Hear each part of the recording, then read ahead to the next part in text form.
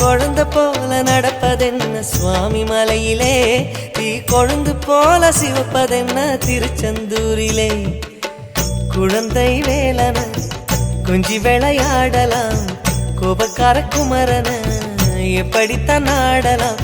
குளத்தை போல மனசு கலங்குது, குமரா தெளிய வச்சா ரொம்ப நல்லது.